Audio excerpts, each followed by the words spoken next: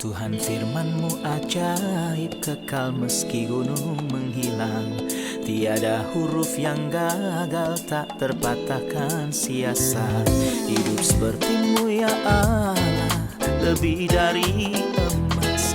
Aku bersaksi kitab-Mu, kitab yang suci. Mendengarkan firman-Mu, hibur hati yang luka. Terangilah langkahku kemanapun ku pergi. Biarkanlah firman-Mu berkuasa atasku. Ubahkanku, bebaskanku, ku mau menyenangkan-Mu. Tuhan firman-Mu ajaib, ubah dan bebaskan aku. Mau menyenangkan-Mu. Salam jumpa para pemirsa terkasih, saya menyambut Anda sekalian dimanapun Anda berada. Dalam episode terbaru program studi harian kita, Semua Kitab Suci. Di mana kami menyajikan studi yang menyeluruh tentang semua kitab yang ada di dalam Alkitab, dari kitab Kejadian hingga kitab Wahyu. Setiap hari dari hari Senin hingga hari Jumat. Pada episode sebelumnya, kita telah selesai mempelajari kitab Imamat, salah satu kitab dalam Perjanjian Lama, dan hari ini kita akan beralih ke kitab-kitab Perjanjian Baru dan kita akan mulai mempelajari Injil Markus. Sekarang izinkan saya untuk menyambut tamu kehormatan yang ada di studio, hamba Tuhan Yosef Riyad. Selamat datang Saudara Yosef. Terima kasih Saudara Riyad. Sebuah kehormatan. Tuhan memberkati Anda. Juga para hadirin yang ada di studio, selamat datang. Saudara Yosef, Perjanjian Baru memiliki ciri khusus. Kami telah mempelajari Injil Matius sebelumnya dan kami telah memiliki pengenalan Perjanjian Baru dan kitab-kitab Perjanjian Baru. Saat kita mencapai Injil Markus, kita perlu mengambil ide awal dan kunci dari kitab tersebut seperti yang biasa kita lakukan ketika kita mempelajari kitab baru. Jadi episode hari ini akan menjadi pengantar kitab. Pada awalnya kita perlu tahu siapa Markus, penulis Injil ini. Silakan. Markus memiliki nama lain yaitu Yohanes. Yohanes yang dipanggil Markus. Yohanes adalah nama Ibraninya dan Markus adalah nama Latinnya. Orang ini disebutkan 10 kali dalam Perjanjian Baru. 6 kali dalam kitab Kisah Para Rasul dan 4 kali dalam surat-surat untuk gereja mula-mula. Ibunya adalah seorang wanita kaya bernama Maria dan dia memiliki rumah, sepertinya itu adalah rumah besar karena persekutuan biasa diadakan di rumah ini. Dan sepertinya dia bertemu Kristus, mungkin ia hanya dapat pengetahuan yang dangkal ketika Kristus ada di bumi. Tapi kemudian dia menjadi hamba Kristus. Dia melayani bersama Paulus dan Barnabas meskipun pada awalnya dia gagal. Tapi dia mendapatkan kembali keseimbangan spiritualnya dengan cepat. Dan ia menjadi hamba yang bermanfaat menurut kesaksian Rasul Paulus sendiri. Ketika ia berkata kepada Timotius di akhir suratnya, "Jemputlah Markus dan bawalah ia kemari karena pelayanannya penting bagiku." Rasul Paulus menganggapnya sebagai putranya dalam iman. Mungkin dia belajar tentang Kristus melalui Rasul Petrus. Baik, terima kasih.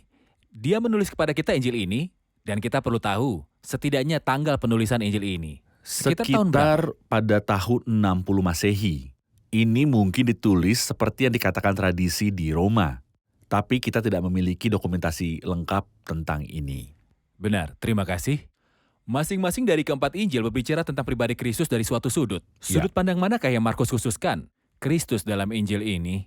Jika kita mengatakan bahwa Matius berbicara tentang Kristus sebagai Raja dan ini adalah sesuatu yang sangat jelas dan kita telah melihatnya selama mempelajari Injil Matius, Markus berbicara tentang dia sebagai hamba dan betapa menakjubkan satu pribadi itu. Menggabungkannya dalam dirinya, dua peran yang berada di ujung spektrum, Raja dan hamba. Dan pada kenyataannya, Kristus adalah seperti itu. Kristus adalah Raja yang sebenarnya yang sesuai dengan hati Allah dan dia juga hamba. Lukas dan Yohanes membawa kita juga gambaran ganda yang berbeda. Lukas menampilkan dia sebagai manusia, sedangkan Yohanes menghadirkan dia sebagai Tuhan yang bermanifestasi dalam daging. Terima kasih. Tentu kita akan melanjutkan untuk kepentingan pemirsa terkasih yang mungkin baru pertama kali menonton tayangan kita.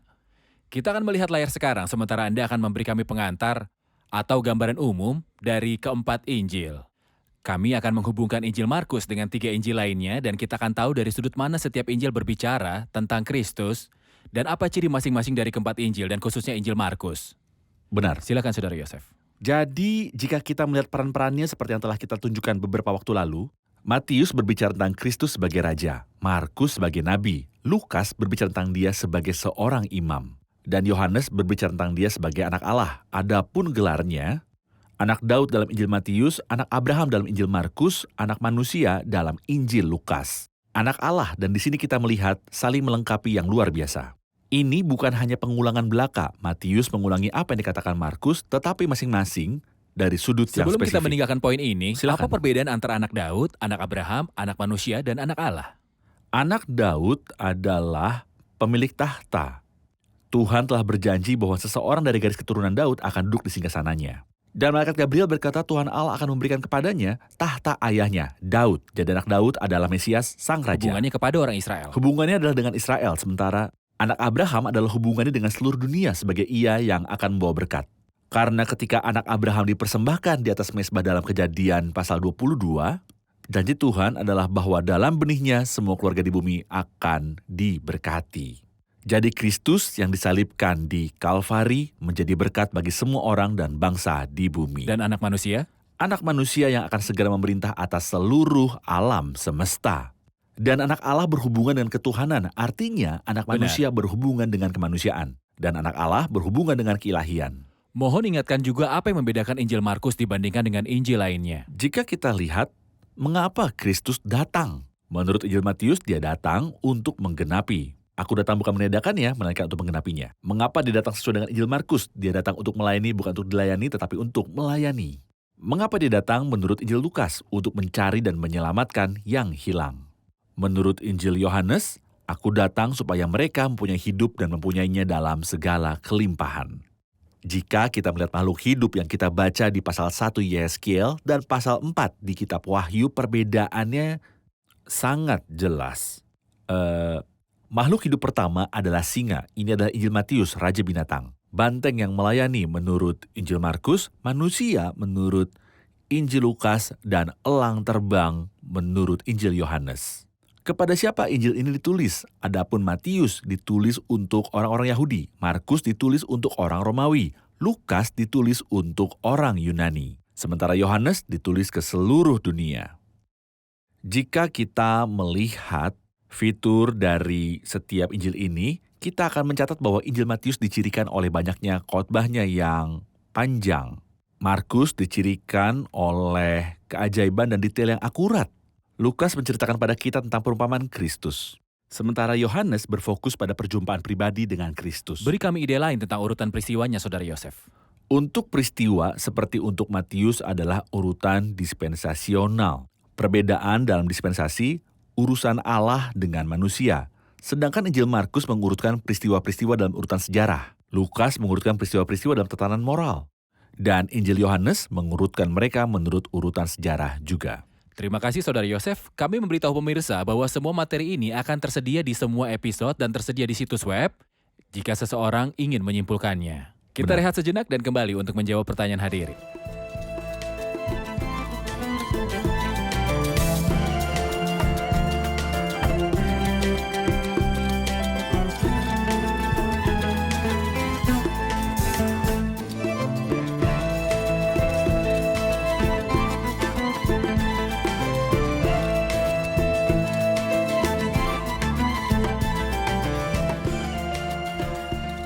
Tahukah Anda bahwa Kristus dalam inkarnasinya mengambil rupa seorang hamba? Apakah ini suatu yang hilang dari Kristus dalam keilahiannya? Apakah ada konflik antara gagasan bahwa Kristus mengambil bentuk seorang hamba ketika menjadi Tuhan? Adakah konflik antara gagasan hamba dan keilahian? Faktanya dia adalah Tuhan dari selama-lamanya sampai selama-lamanya. Jadi tidak ada yang bisa dikurangi atau ditambah. Tuhan adalah Tuhan. Tetapi tentang pribadi yang agung ini, Alkitab memberitahu kita dalam Filipi 2 mulai dari ayat yang ke-5, yang walaupun dalam rupa Allah tidak menganggap kesetaraan dengan Allah itu sebagai milik yang harus dipertahankan, melainkan telah mengosongkan dirinya sendiri, jadi tidak ada yang memaksanya. Dan tidak ada yang bisa memaksa Tuhan untuk melakukan apapun. Dia telah mengosongkan dirinya sendiri dan mengambil rupa seorang hamba dan menjadi sama dengan manusia. Ia datang dalam rupa seorang hamba. Untuk memenuhi kehendak ayahnya, aku senang melakukan kehendak-Mu, ya Allahku. Jadi tidak ada konflik apapun antara Tuhan dalam kemutlakan keilahiannya. Dia adalah Tuhan dari selama-lamanya sampai selama-lamanya. Dan apa yang dia tanggung adalah karena kasih untuk membersihkan dosa-dosa kita sendiri. Mungkin gagasan muncul sebagai manusia atau dalam rupa manusia mengambil rupa seorang hamba. Paulus berbicara tentang hal ini dalam Filipi 2 dan dia berkata telah mengosongkan dirinya sendiri dan mengambil rupa seorang hamba. Mengosongkan diri banyak dipahami, berarti bahwa dia melepaskan, mengosongkan, berarti melepaskan. Jadi ketika dia mengambil bentuk seorang hamba, dia merelakan menjadi orang yang memiliki semua kemuliaan. Dia merelakan menjadi orang yang duduk di tahta, dia merelakan menjadi Tuhan yang berdaulat yang mengendalikan seluruh alam. Dan pertanyaannya selalu, ketika dia di bumi, siapa yang mengatur semesta? Jadi mohon fokus pada bagian ini, mengapa mengambil rupa hamba tidak mengurangi keilahian Kristus sedikit pun? Bagaimana keharmonisan antara manusia di bumi dengan Tuhan yang hadir di mana-mana? Faktanya, tidak ada konflik sama sekali. Kristus dengan rela mengambil rupa seorang hamba, adapun kata mengosongkan diri agar lebih mudah untuk dipahami. Kita katakan bahwa dia menyembunyikan kemuliaan keilahiannya dalam tabir kemanusiaannya. Dia tidak melepaskan kemuliaan keilahiannya dan buktinya adalah ketika kita membaca dalam Yohanes 1 ayat 14. Firman itu telah menjadi manusia dan diam di antara kita, dan kemudian kita membaca dan kita telah melihat kemuliaannya sebagai anak tunggal Bapa.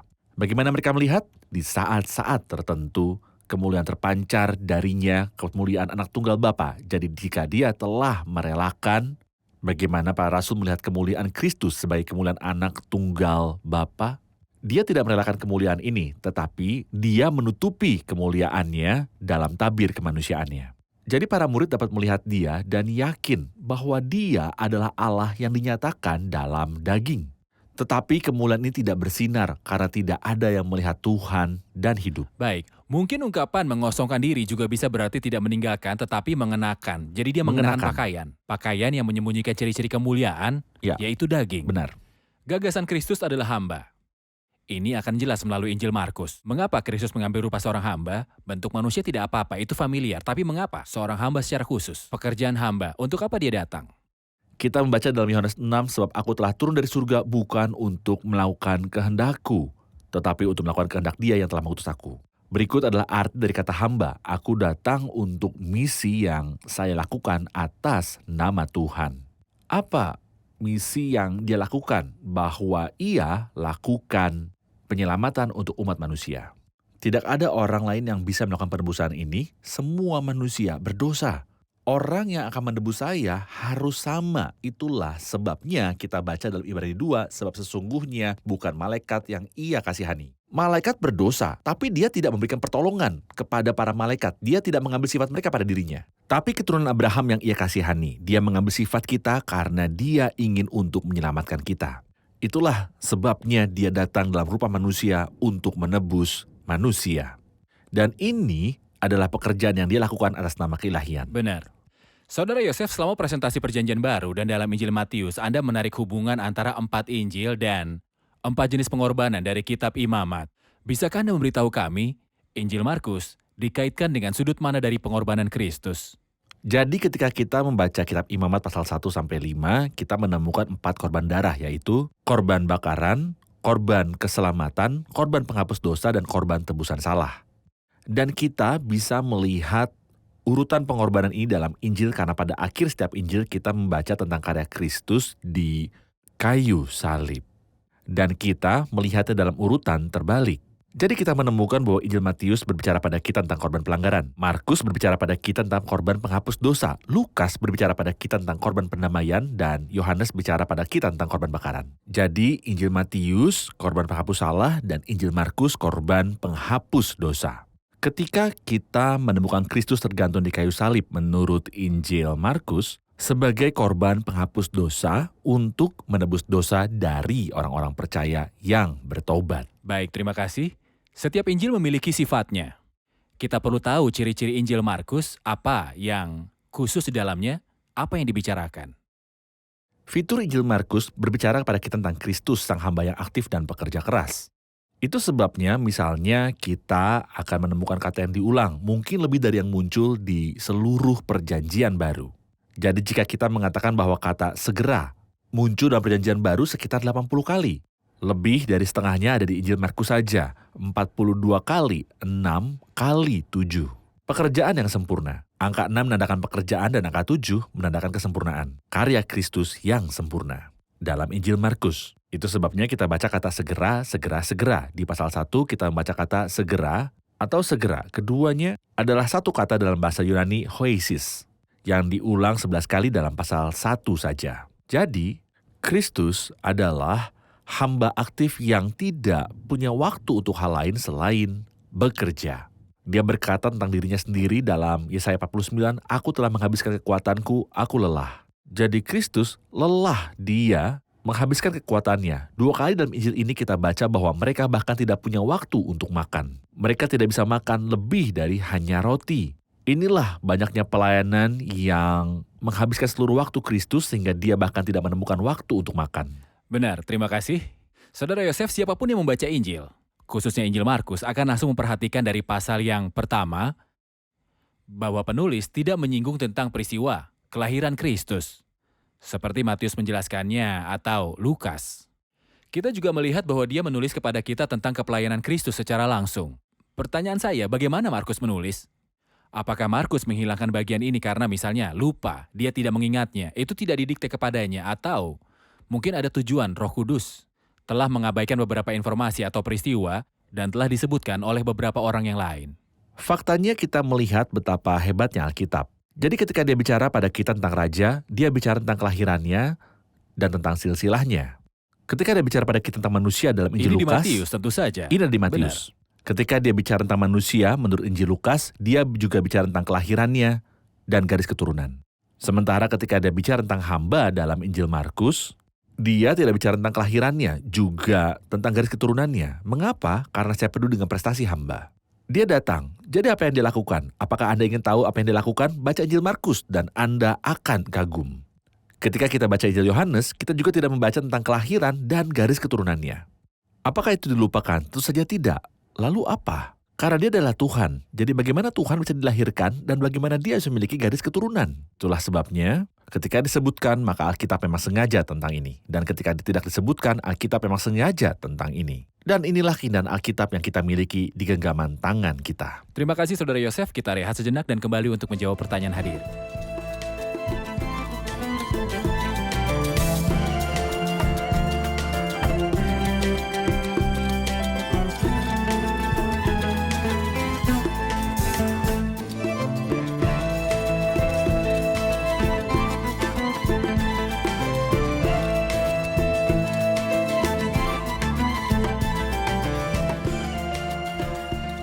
Injil Matius ditujukan kepada orang Yahudi, itulah mengapa banyak mengutip Perjanjian Lama. Kepada siapa Injil Markus ditujukan? Silakan. Injil Matius memang ditujukan pada orang-orang Yahudi, dan itu memberitahu mereka tentang raja orang Yahudi. Dan itulah sebabnya ia banyak bicara, dan Injil yang paling banyak mengutip dari Perjanjian Lama adalah Injil Matius. Injil Lukas berbicara pada orang Yunani kepada seorang pria bernama Theophilus. Dan karena orang Yunani adalah raja dalam hal bercerita. Dan karena Lukas juga adalah orang Yunani. Ia menulis pada mereka tentang kisah terbaik di alam semesta dan dalam kekekalan, Injil Lukas. Injil Yohanes ditujukan kepada seluruh dunia.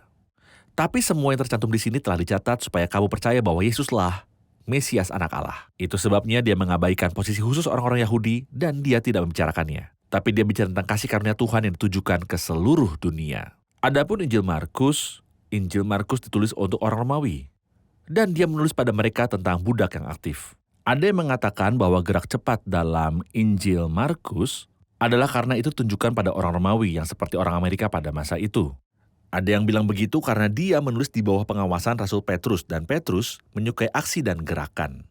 Saya juga mengatakan bahwa Markus menulis Injil ini dengan cara ini. Karena dia berbicara kepada kita tentang budak yang aktif, yang tidak punya waktu untuk disia-siakan. Itu sebabnya seperti yang saya tunjukkan beberapa waktu lalu, kata segera diulangi dalam Injil ini sebanyak 42 kali. Terima kasih. Saudara Yosef, juga seperti yang biasa kita lakukan dalam pengenalan kitab baru, kita membutuhkan gagasan tentang pembagian kitab.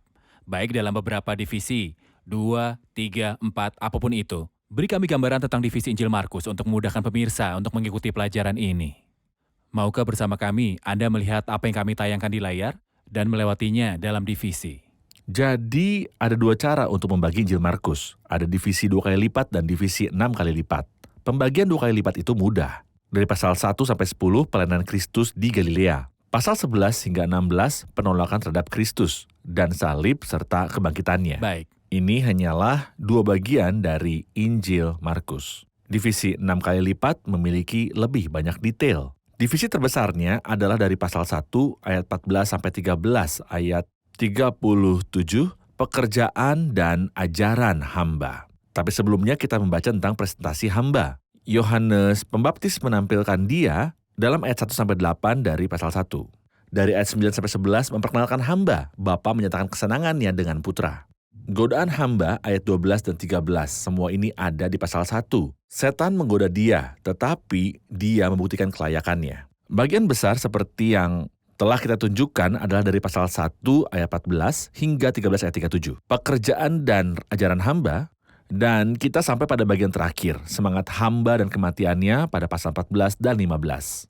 Dan kebangkitan hamba dan kemenangannya dalam pasal 16. Jika kita kembali ke divisi ganda, divisi pertama dari 1 sampai 10 pelayanannya Kristus di Galilea. Ya. Apakah pelayanan Kristus di Galilea sudah diprediksikan terjadi atau sebuah kebetulan? Karena kebutuhan muncul dengan sendirinya di sembarang tempat, jadi dia pergi ke tempat ini atau ada nubuat yang didahului dalam perjanjian lama yang menyebutkan di mana Kristus memulai pelayanannya? Ya, jika Anda baca Yesaya 9, dan ini dikutip dalam Injil Matius pasal 4, Anda akan tahu mengapa Kristus pergi ke Galilea secara khusus dan mengapa dia memulai pelayanannya di sana. Galilea dihina. Galilea memiliki orang-orang miskin yang sama sekali tidak berharga.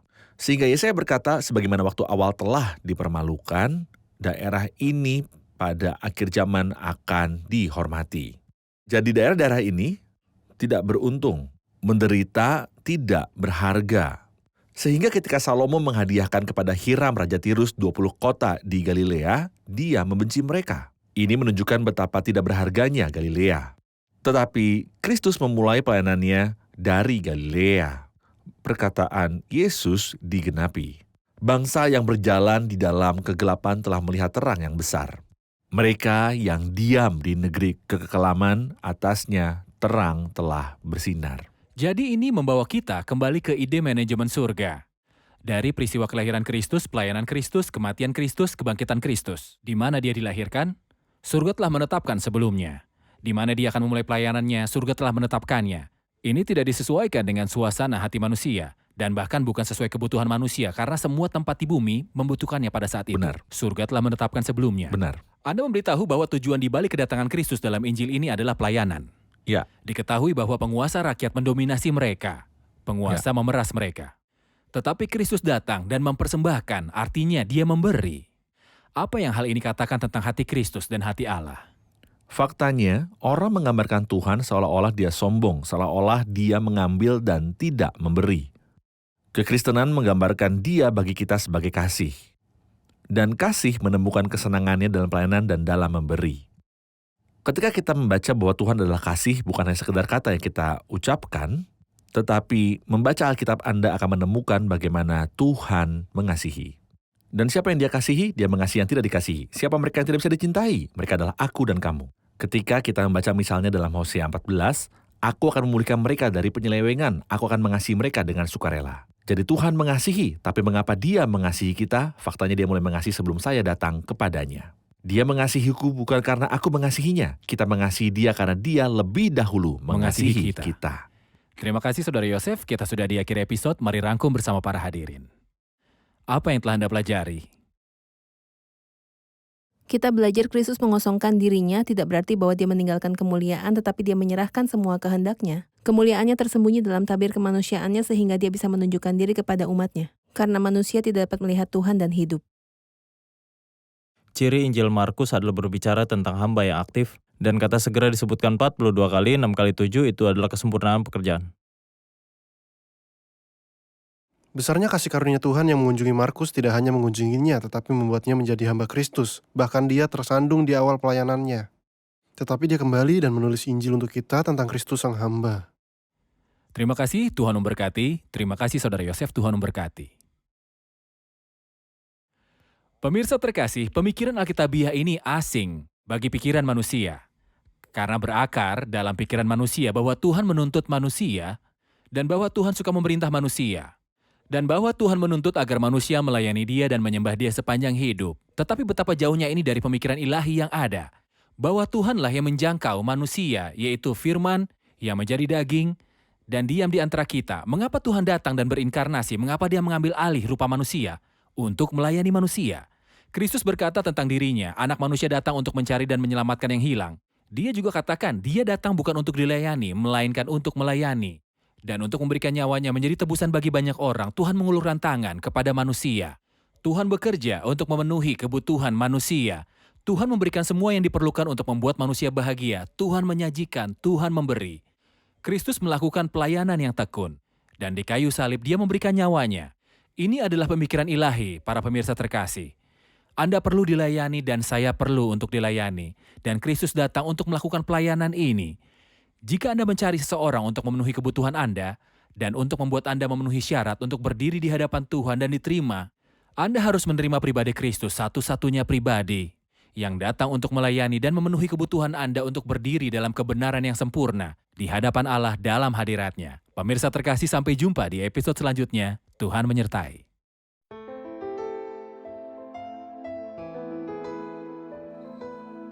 Tuhan firman-Mu ajaib, kekal meski gunung menghilang.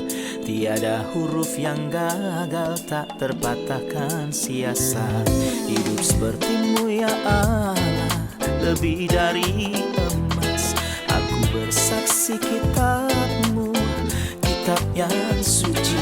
Mendengarkan firman-Mu, hibur hati yang duka.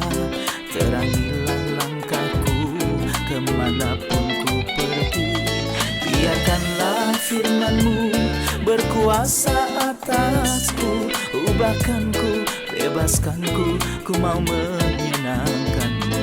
Tuhan firman-Mu ajaib, kekal meski ubah dan bebaskan aku.